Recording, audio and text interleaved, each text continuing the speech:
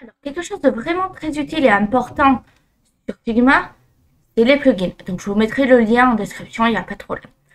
Le but, c'est d'installer des plugins pour pouvoir s'en servir dans des projets. Donc, je vous montrerai comment on s'en sert dans des projets dans une autre vidéo. Mais celle-ci, c'est justement de chercher les plugins qui nous intéressent. Donc, par exemple, vous pouvez chercher par rapport au tag. Et donc là, par exemple, il vous propose celui-ci. Donc, on fait Open In. Et on choisit dans quel fichier on va s'en servir. Donc, par exemple, New File.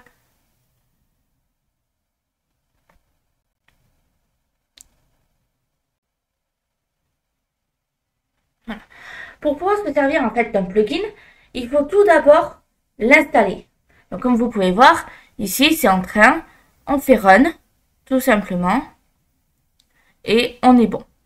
Donc là on peut marquer le texte, etc.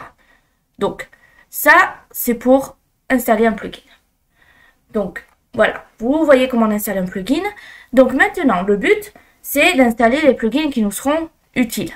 Donc je reviens au précédent. Voilà. Là, vous avez plein de plugins. Vous pouvez trier par Figma, par exemple, si on prend que du Figma tout simple. Donc, paid to free. Tous les créateurs. On peut mettre récent, populaire, enfin, comme on souhaite. On peut trier selon ce dont on a besoin. Alors, moi, celui que je recommande en premier, c'est Iconify. Donc, vous pouvez le chercher ici. Donc, Iconify. Voilà, comme ceci. Et d'installer Iconify. Parce qu'en fait, qu'est-ce que c'est Iconify? C'est plein de petits symboles que vous allez pouvoir mettre dans un projet Figma. Alors, qu'est-ce que ça donne une fois que le plugin est installé? Donc, il suffit de le chercher. Plugins. Comme vous le voyez, moi j'ai déjà installé Iconify. On ouvre et on s'en sert dans les projets. Donc là, je vais montrer rapidement comment on se sert d'Iconify, mais je vous remontrerai dans un autre projet.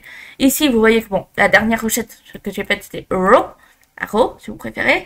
Vous regardez tous les trucs qu'ils ont de disponibles. Par exemple, si vous voulez la flèche End, on va faire simple, vous la déplacez comme ceci, vous fermez, et vous voyez, vous n'avez pas besoin forcément de chercher une flèche sur Internet. Donc voilà. Voilà comment on se sert d'un plugin. On l'installe en premier et ensuite on peut s'en servir.